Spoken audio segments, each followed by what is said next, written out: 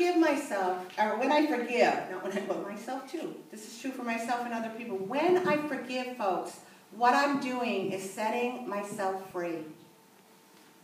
Setting myself free. I'm opening my energy, opening my heart, allowing myself to truly receive my good. Do you see the connection to prosperity and abundance? How can you have prosperity in your life if you are walking around with the burden of self-hate? We'll go back to the last principle. Low self-esteem, not feeling worthy, and then walking around being angry and resentful to all the people who have ever harmed you. Is there room then to receive the good that the universe has to give you as far as great health, great relationships, financial wealth, happiness, peace of mind? Do you think the two can live in the same house together? Are they in yours? There's no room. No room to receive our good if we are unforgiving. There's no room for that universal flow to happen. I have to step off of that hose of my life force. So forgiveness is one of the most powerful spiritual tools in the universe. And without it, abundance is impossible. It's impossible. Jesus told us we have to forgive 70 times 7. What does that mean? A lot. A lot. It means you have to keep forgiving and forgiving and forgiving until it's done.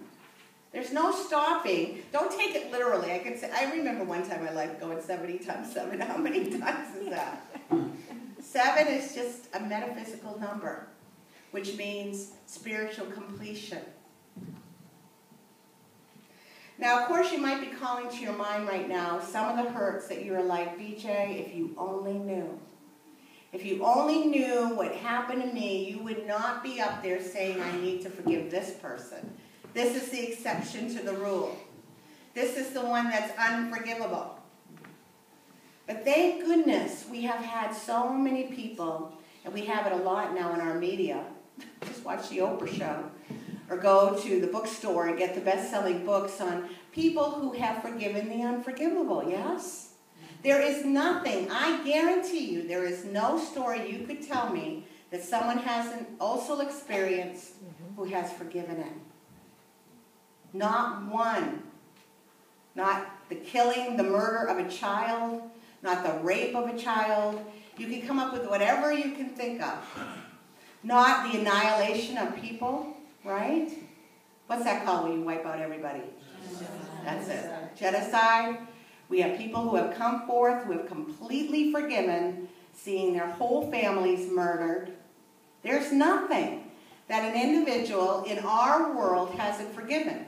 So you can't say to me it's unforgivable. It's unforgivable for you, but it's not unforgivable. You know, we have a great example in our master teacher, right? Jesus. You know, what he experienced at the end of his life. The brutalization, the humiliation, the being nailed to a cross. And what were some of his final words?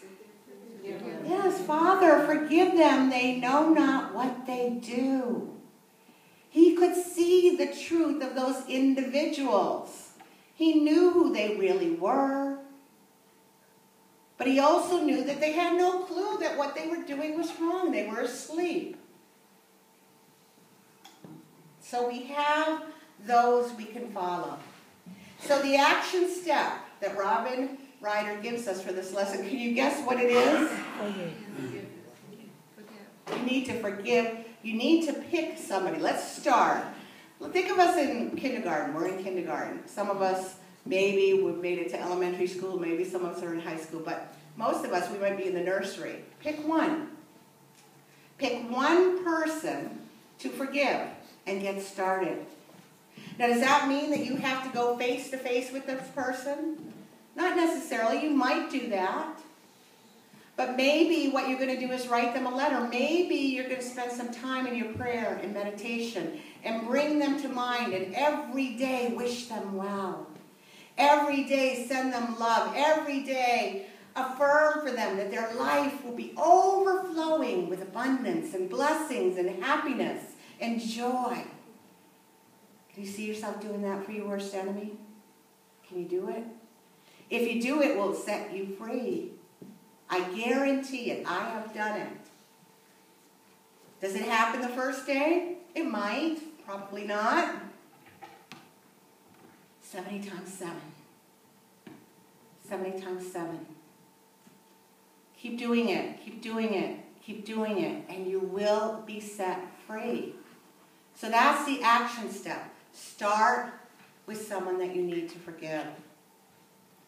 The transformative thought that she gives us in this lesson is a poem written by Fred Bugger. And it's called, What Will My World Be Today? When I seek, the world is my teacher. When I worry, the world is my burden. When I give, the world is my garden. When I hoard, the world is my desert. When I reach out, the world is my family. When I strike out, the world is my enemy. When I trust, the world is my harbor. When I fear, the world is my storm. When I love, the world is my heaven. When I hate, the world is my hell. So what will your world be today? What will my world be today? I'd like to end with her affirmation. If you haven't heard it before, just repeat after me. This is her class affirmation that she says at the end of every lesson. Sacred abundance is my birthright. Sacred abundance is my birthright. I claim it. I claim it. I welcome it. I welcome it. I deserve it. I deserve it. And so it is. And so it is. So let us stand and join together in singing the song, The